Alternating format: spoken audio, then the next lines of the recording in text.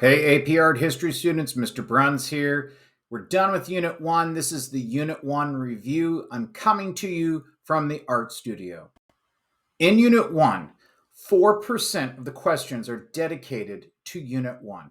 That means in the 80 multiple choice questions, you might see 3 multiple choice questions that deal with prehistory.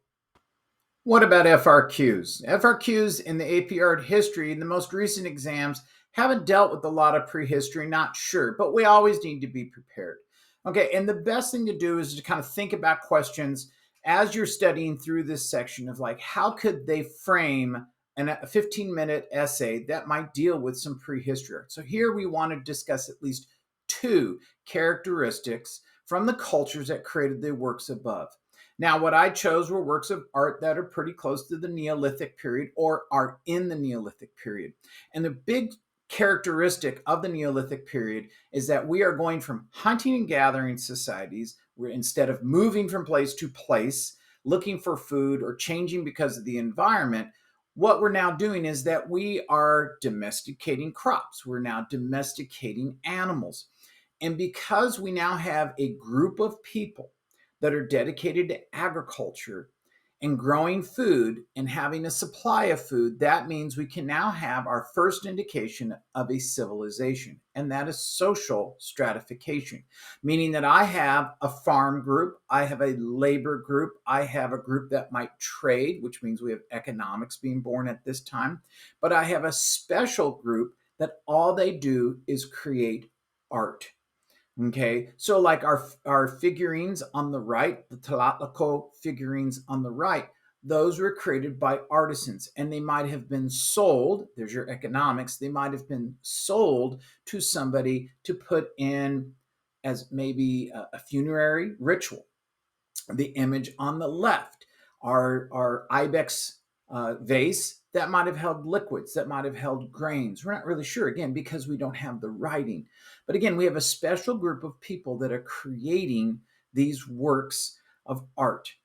We also see complex political systems being born of this time. So we have a king or an emperor or a leader of some sort, and then his bureaucracy that everybody follows. We also have complex religions that are being created. Again, we can come back to our image on the right, where these deities. Are we looking at polytheistic belief systems? And polytheism is important in our early histories, and that is the belief of many gods. And all of these gods have some sort of attribute. They control the water, they control the wind. So we have a lot of things that we can talk about in these pieces when we talk about the cultures that created them. So we're going from one type of society, we're going from a hunting and gathering society, and now we're moving into this Neolithic period where we're beginning to settle and create agricultural communities. And we're beginning to see social stratification. And with that, we see, again, political systems being born, religious systems being born, and economic systems being born. Let's finish with some vocabulary that's important to Unit 1. And first of all, we need to know our time periods. Again, number 1, Paleolithic, that's that old Stone Age. Mesolithic, that's going to be the middle Stone Age. And Neolithic, that's the new Stone Age. What's important about the Neolithic is that's when we begin to see our societies settle down, domesticating crops and domesticating animals. So our next word is relief sculpture. And this is when material is carved away from the background and it sets off a projecting image. So here's an example of relief sculpture.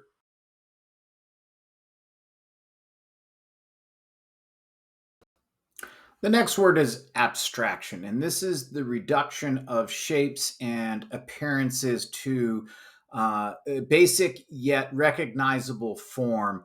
And the artist's intent is not to kind of create the actual exact replication of nature. So here's another example.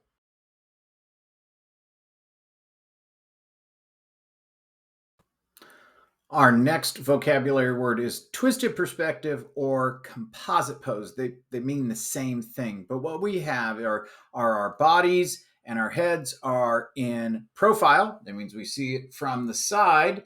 But yet, our eyes and the horns and the hooves of the animals we see in prehistory, they're looking straight at us as a viewer. So, again, composite pose and twisted perspective are the same thing.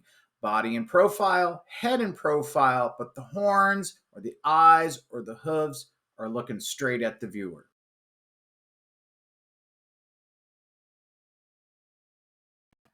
The next word is hinge, and this is a circle of stones or posts that are surrounded by a ditch with a built up embankment.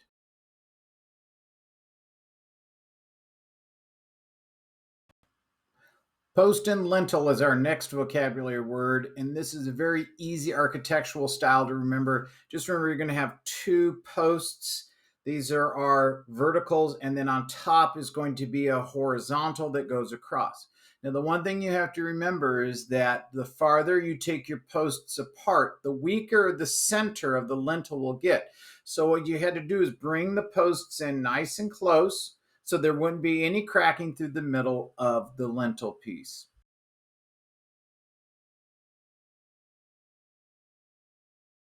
The next vocab word is hierarchic scale. And this means that the relative size of a figure within an image also indicates the relative importance of that person. So the bigger a figure is, might indicate that they might be a leader, they might be a deity. There's something important if everybody else around them is much smaller. Here's an example.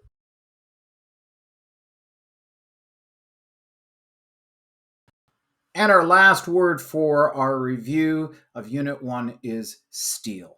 And this is going to be an upright stone slab. And sometimes you might see some sort of a relief sculpture on it, or you might see some sort of writing on it. But in most times, they've been used as grave markers. But steel is our last vocab word for.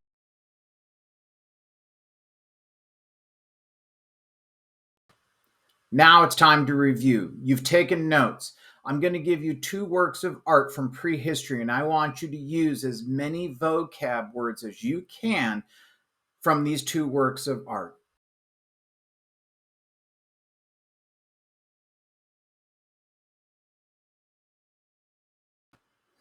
That's it for our Unit 1 AP Art History Review. I hope this helped you out. Thanks for watching. Hey, if you like what you see, hit the subscribe button down below. The more students that we get onto this page, the better. Take care.